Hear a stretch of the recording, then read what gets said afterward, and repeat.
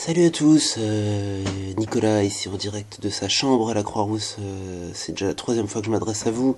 Comme vous pouvez le constater, je suis en train de devenir un YouTuber comme beaucoup de jeunes en ce moment.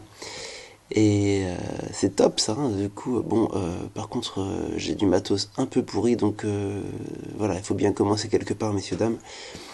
Et d'ailleurs, il y a la carte mémoire qui risque de s'arrêter à un moment donné, donc voilà, j'ai que très peu de temps pour vous parler. Je voulais vous parler d'une chose très importante que je suis en train de vivre en ce moment.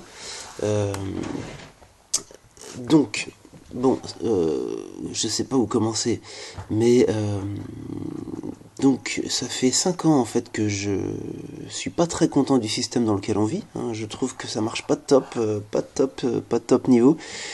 Et voilà, donc j'essaie de réfléchir avec quelques amis à qu'est-ce qu'on pourrait faire de mieux. Et alors ça, en tout cas, je vous rassure, il y a plein de choses qu'on peut faire mieux, ça, il n'y a pas de problème. Euh, j'ai passé 5 années au Tiocan, il y en a sûrement qui sont venus me voir. Et on a fait plein de ciné-débats, des cercles de parole et toutes sortes de choses. Et on en est arrivé à la conclusion que... d'ailleurs, on n'est pas les seuls, hein, mais euh, on est arrivé à la conclusion que la finance était un de nos principaux problèmes actuellement. Et le fait, enfin c'est pas la finance en tant que telle, c'est le fait que la finance ne soit plus au service ni de l'économie réelle, ni du bien commun. Donc en fait on a une espèce de grosse machine qui est devenue folle, un peu dans le mythe de Frankenstein, vous voyez-vous. Et cette machine est devenue indépendante et elle produit de l'argent, elle fait de la spéculation, c'est-à-dire qu'elle s'auto-alimente, elle fabrique des grosses bulles, et puis les bulles elles explosent régulièrement, et puis quand elles explosent, eh ben, ça retombe sur nous, en dessous, hein, en bas, et on doit en rembourser, donc on doit absolument sauver le système financier, donc avec nos impôts. Et du coup on est assez nombreux maintenant, des citoyens, à en avoir un peu ras-le-bol de tout ça, et, euh, et de se dire que la prochaine bulle, on ne sait pas quand elle sera, quand est-ce qu'elle va exploser, mais ça peut être n'importe quand, hein, ça peut être le mois prochain, ça peut être dans 2 jours, ça peut être dans un an. Euh, on est nombreux à vouloir faire quelque chose de constructif pour remettre justement toute cette finance au service de la transition, de la création de ce nouveau monde qui est en train d'émerger. Pour tous ceux qui ont assisté à Alternativa ou tous ceux qui sont impliqués dans des alternatives, vous savez qu'on est en train de tout réinventer. Enfin, je dis on parce qu'il y a beaucoup de monde que j'ai rencontré au Tiocan. Et il y en a partout, des gens qui font de l'éducation alternative, l'agriculture biologique, des énergies renouvelables, des habitats groupés, des éco-villages, des circuits courts, des groupements d'achat, et j'en passe, des colibris, des villes en transition. Voilà, il y a des milliers de choses qui se passent et la plupart de ces projets ont un point commun, enfin un des points communs qu'ils ont, c'est le fait qu'ils ont très peu d'argent et qu'ils vivent avec quelques bouts de chandelle, 2-3 bouts de scotch, 2 bouts de ficelle, et ils font des trucs extraordinaires déjà avec très peu de moyens, donc déjà c'est formidable.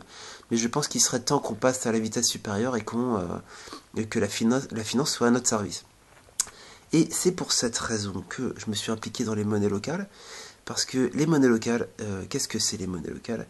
Et les monnaies locales, c'est ça, messieurs, dames, ce sont des petits bouts de papier, vous voyez, avec des choses écrites dessus, un numéro en général, et puis le nom de la monnaie. Donc ça, vous voyez en direct la Gonette, donc c'est la monnaie locale de Lyon qui va sortir le 7 novembre, dans laquelle je suis impliqué. Et, euh, et les monnaies locales, elles ont un énorme potentiel transformateur. Et effectivement, je comprends que vous vous posiez des questions, parce que comment est-ce qu'un petit bout de papier peut transformer le système? Alors, je vais peut-être pas aller tout dans les détails, parce que là, j'ai plus beaucoup de mémoire et que j'ai pas envie de vous monopoliser toute la matinée. Mais si vous réussissez à faire confiance à moi et tous mes amis et tous ceux, et il y a comme 30 monnaies locales qui ont émergé en France en moins de 5 ans, il y en a plus de 200 dans le monde, dans 9 pays différents.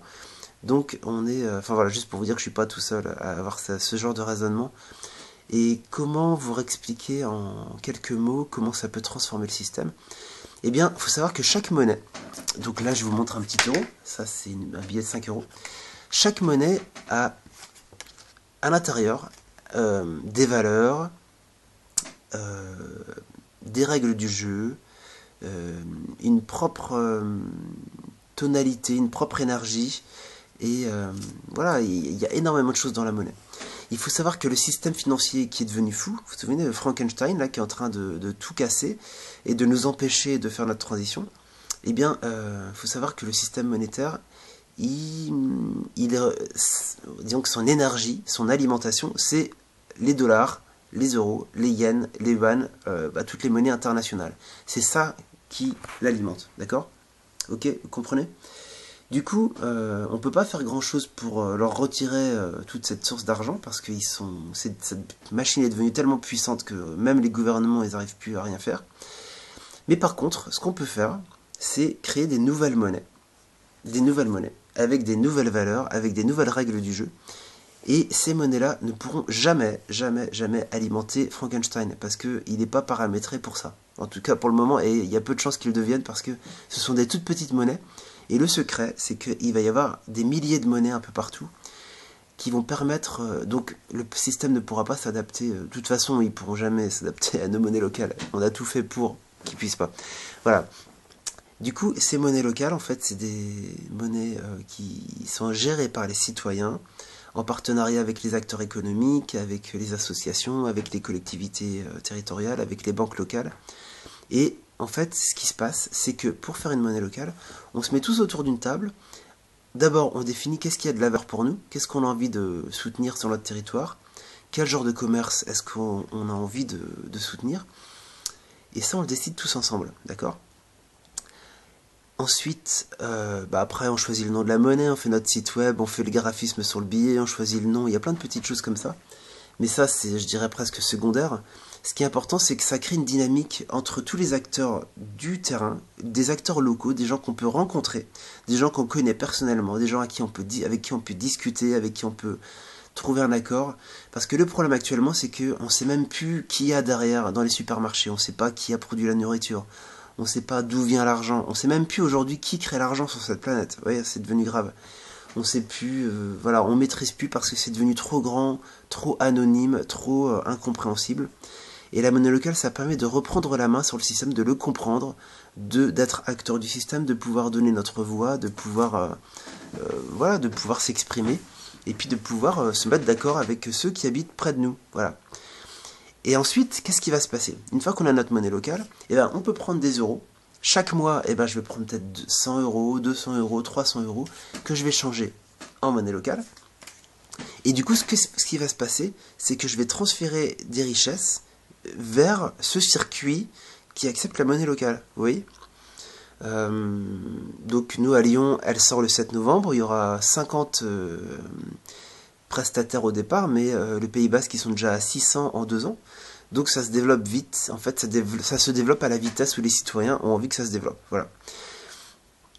Et en fait, en quelque sorte, les monnaies locales, c'est un moyen assez rusé pour remettre, en fait, parce que actuellement, si vous n'avez pas remarqué, c'est que la démocratie a été court-circuitée et prise en otage par la finance.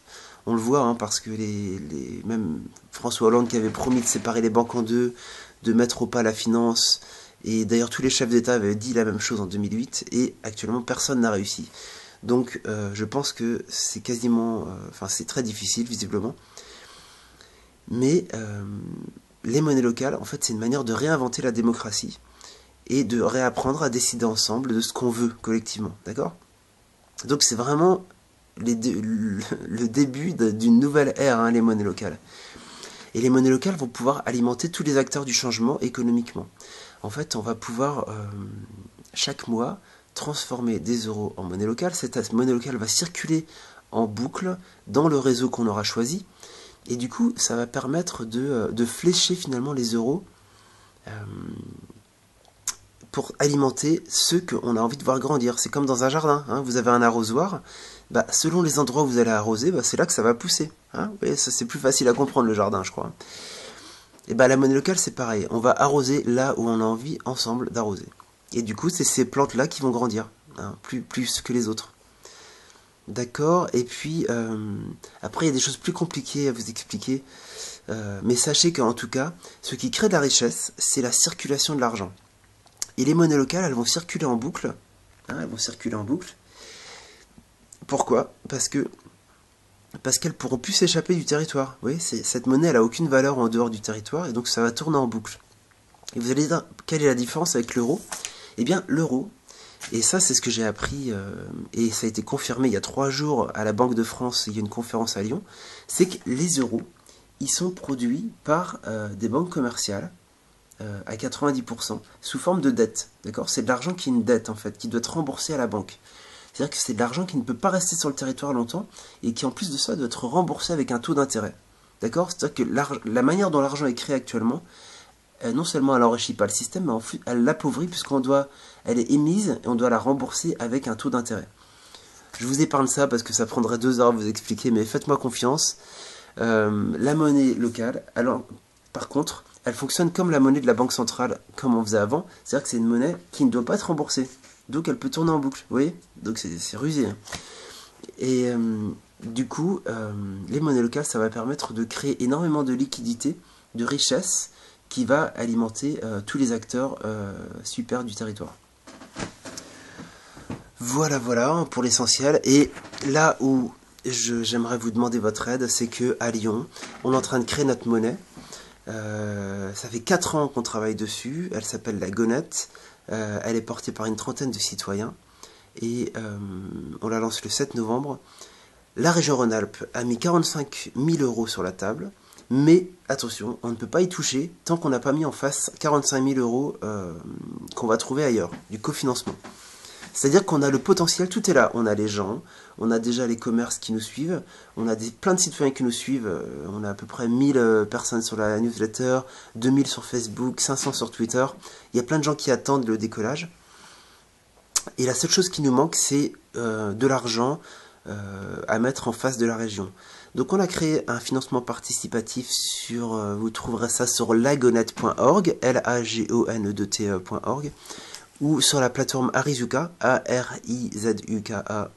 On a mis un financement participatif, on demande 20 000 € aux citoyens, on a déjà atteint 8 600, ça se termine le 30 octobre, et il faut qu'on trouve donc 12 000 € en 12 jours, d'accord? Enfin non, à peu près moins, à peu près 11 000 € en 12 jours. C'est-à-dire que c'est un défi gigantesque. Et en même temps, ça peut aller très vite. Et il suffit qu'il y ait quelques gros donateurs qui ont un peu d'argent de côté et qui le mettent.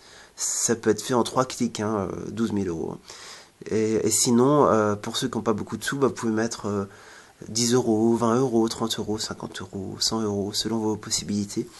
Mais je vous demande de nous aider maintenant parce que c'est un projet qui est vraiment avec un fort potentiel transformateur. C'est un projet qu'on adore et qu'on porte donc depuis 4 ans. Mais là, on arrive au bout de ce qu'on peut faire, c'est-à-dire que maintenant, on est obligé d'ouvrir le projet et d'en parler autour de nous. C'est pour ça que moi, je me permets d'en parler avec vous, mes amis, mes proches,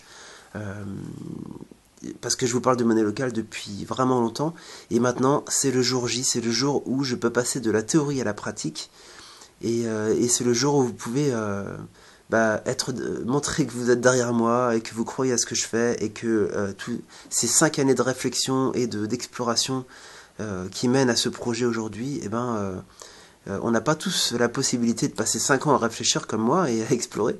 Donc, vous avez peut-être pas ce temps-là, mais peut-être que vous avez un peu d'argent, donc ça permet à chacun de faire son boulot. Et puis, mais faites-moi confiance que si ça cartonne à Lyon, comme je pense que ça peut le faire, ça pourrait faire tache d'huile, se propager dans plein de villes, et ça pourrait créer une dynamique citoyenne qui pourrait aller vraiment très très loin, j'en suis sûr. Hein. Il y a un point de levier gigantesque. Voilà, bon, si vous avez rien compris, faites-moi juste confiance. Et puis, si vous le pouvez, ça me ferait très plaisir que vous contribuiez. Franchement, on est 30 à essayer de mobiliser nos réseaux. Si je pouvais démontrer que le réseau de Nico a réussi à mobiliser 5 000 €, je serais vraiment très fier de vous. Et je referai une petite vidéo pour vous remercier, évidemment. Voilà. Écoutez, je vous remercie. Je pense que j'ai pas dit la moitié de ce que je voulais dire. Je reprends mon petit papier. Voilà. Non, mais je crois que c'est pas mal. Voilà, je vous ai pris assez de temps comme ça. Et puis maintenant, il faut que je vous laisse aller sur Arizuka pour faire votre don. Sachez que toutes les personnes qui donnent sur Arizuka, vous recevrez votre carte de membre, et vous aurez besoin de cette carte, en tout cas si vous habitez à Lyon, ou si vous y passez de temps en temps, et ben vous aurez votre carte qui vous attend, et puis vous pourrez venir à notre super fête le 7 novembre, sur une péniche, de 10h à 17h, et ensuite on sera place Bellecour à partir de 18h. Ça va être une grande journée, vous pourrez faire vos premiers échanges de euros en gonnettes, vous pourrez faire vos premières dépenses, il y aura plein de jeux qui ont été préparés par une super asso qui va nous aider. Donc ça va être un grand moment, réservez la date. Et puis en attendant cette grande date, allez sur Arizuka et donnez tous les sous que vous pouvez, d'accord? Allez, je vous remercie beaucoup, je vous embrasse fort, et puis merci, allez, à plus, ciao.